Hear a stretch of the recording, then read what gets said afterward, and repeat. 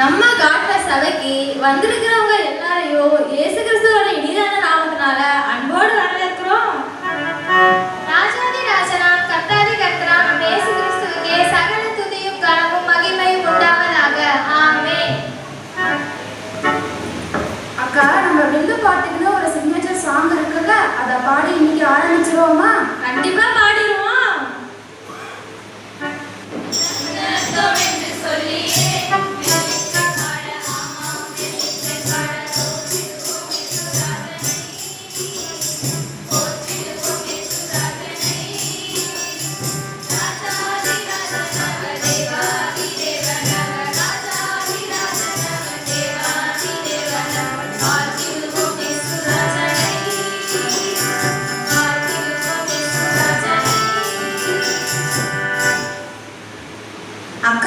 வந்திருக்க எல்லாத்துக்கும் நம்ம சைடுல வணக்கம் சொல்லி வரவேற்கலாமா?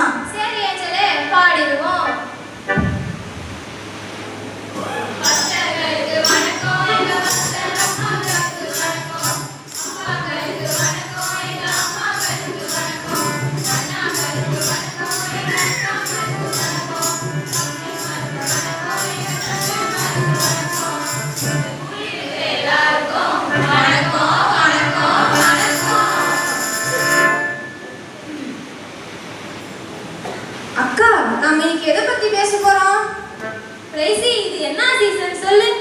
எல்லாருக்கும் தெரியுமே, இது கிறிஸ்துமஸ் சீசன் தானக்கா?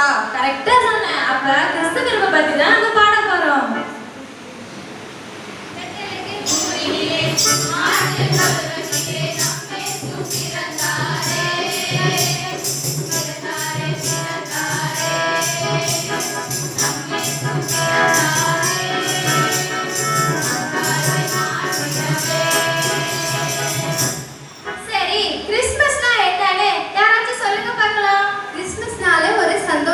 புது ட்ரெஸ், வீட்ல ஸ்டார், கிறிஸ்மஸ் ட்ரீ டெக்கரேஷன், அப்புறம் ஒரு மட்டன் பிரியாணி சாப்பிட்டா கிறிஸ்மஸ் முடிஞ்சது. அப்ப இயேசு சாமி கோயிலுக்குலாம் யாரும் போக மாட்டீங்களா? போவோம், ஆனா இதெல்லாம் தானே முக்கியம். கிறிஸ்மஸ்னா என்னன்ற முக்கிய செய்தியை சொல்றோம், கேளுங்க.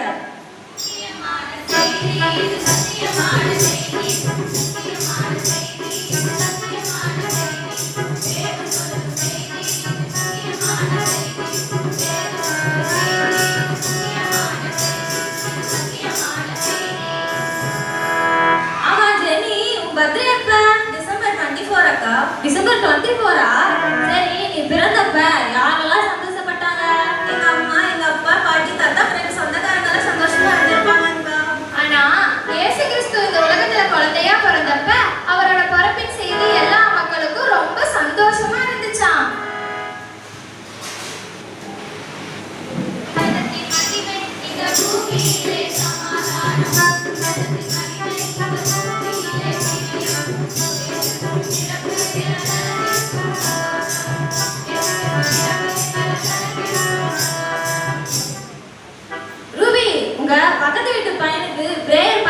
இப்ப வேலைக்கு ஏதாச்சும் போறானா? இல்லக்கா, சும்மாதான் ஊர் சுத்திட்டு இருக்கான். இப்படிதாங்க நிறைய பேரு சும்மாவே இந்த உலகத்தை சுத்திட்டு இருக்காங்க. ஆனா நம்ம இயேசு ராஜா நன்மை செய்கிறவரை சுற்றிட்டு இருந்தாரு. நம்ம பைபிள் சொல்லுது, குருடர்களுக்கு பார்வை கொடுத்தாரு, செவிடர்களை கேட்க செஞ்சாரு, உடவர்களை நடக்க வச்சாரு. அவரை நம்பி அந்த ஒருத்தரையும் அவர் கைவிட்டதா சரித்திரமே இல்லை.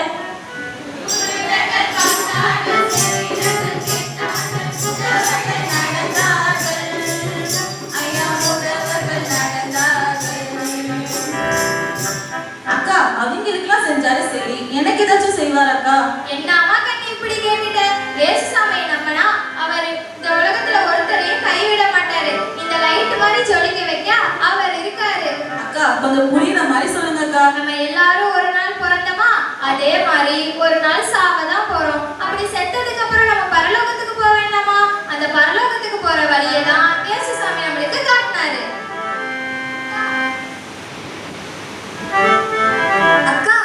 பரலோகம் போற வழி? ஆமாயா சிங்கா, பரலோகம் போறதுக்கு ஒரே ஒரு வழிதான் இருக்கு.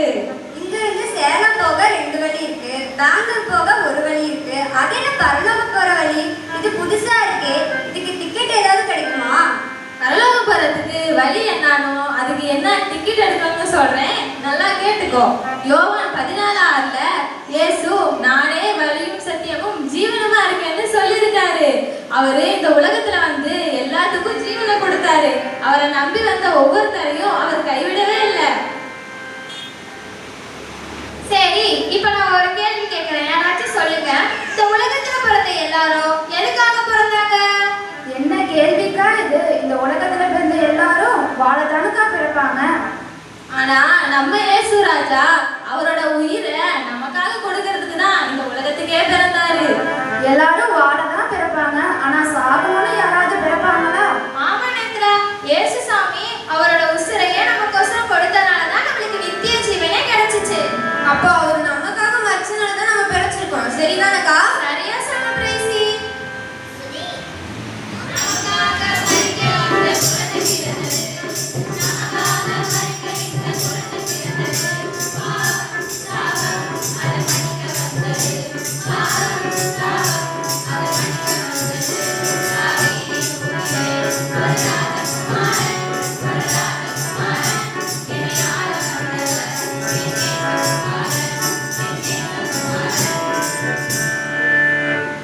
யாசிகா, இப்ப நீ கேட்ட கேள்விக்கு வரேன். இந்த உலகத்துல பிறந்த ஒவ்வொருத்தரும் நம்ம பாவம் செய்றோம். அப்ப நம்ம பாவத்துல இருந்து நம்மள மீட்கிறதுக்கு ஒரு ரட்சகர் நமக்கு தேவை. இயேசு கிறிஸ்து மட்டும்தான் பாவமே அறியாதவர். பரிசுத்தர் என்ற வார்த்தைக்கு சொந்தக்காரர்னா அது அவரு மட்டும்தான். அதனாலதான் இயேசு சாமினால மட்டும்தான் நம்மள பாவத்துல இருந்து ரட்சிக்க முடியும். அவரால மட்டும்தான் நம்மளோட பரலோகத்துல போக முடியும். ஏசப்பா காட்டுற வழியில நான் போக விரும்புறேன்க்கா. நான் இப்ப என்னக்கா பண்ணணும்? முதல்ல பைபிள் என்ன சொல்லுதுன்னு கேட்கணும். ரெண்டாவது இயேசு கிறிஸ்து தான் உண்மையான தெய்வங்கிறத நம்ம விசுவாசிக்கணும், வாயால அறிக்கையிடணும். மூணாவது பாவ மன்னிப்பின் நிச்சயத்தை நம்ம பெற்றுக்கொள்ளணும். அப்படி பெற்றுக்கொள்ள மட்டும்தான் நம்மளால பரலோகத்துக்கு போக முடியும். யாஷிகா, இப்ப அந்த டிக்கெட் என்னன்னு சொல்றேன் கேளுங்க. யோவான் 3:5 ஒருவன் ஜலத்தினாலும் ஆவியினாலும் பிறவாவிட்டால் தேவனுடைய ராஜ்யத்தில் பிரவேசிக்க முடியாது. அதனால நம்ம இயேசு கிறிஸ்துவ நாமத்தினால ஃபர்ஸ்ட் ஞானஸ்தானம் எடுக்கணும். ரெண்டாவது தேவனுடைய ஆவியனோட அபிஷேகத்தை பெற்றுக்கொள்ளணும். இந்த 2 விஷயம் தான் நான் அப்ப சொன்ன பரலோகம் போற டிக்கெட்டு. நம்ம இயேசு சாமி முதல்ல இந்த உலகத்தை ரசிக்க குழந்தையா தான் பிறந்தாரு. ஆனா ரெண்டாவது தடவை நம்ம பண்ற ஒவ்வொரு தப்பையும் நியாயம் தீர்க்கிற நியாயாதிபதியா மறுபடியும் வர போறாரு. அவர் வரும்போது நம்ம ஆயத்தமா இருந்தோம்னா அவரோட நித்தியமா நம்ம வாழலாம். இதை விட பெரிய சந்தோஷம் வேற என்ன நமக்கு வேணும்?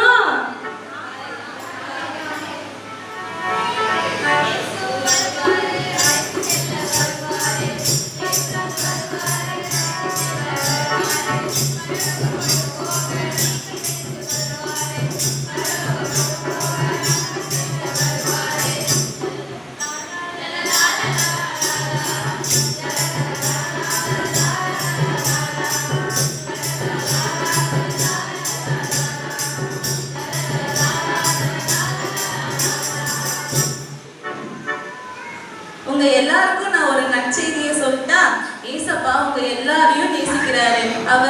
அவர் பிறந்தது ஏதோ ஒரு மதத்தை பரப்புறதற்காக இல்லை, நம்ம எல்லாத்தையும் வந்து பரலோக ராஜ்யத்துக்கு கூட்டிட்டு போக தான் அவர் பிறந்தாரு.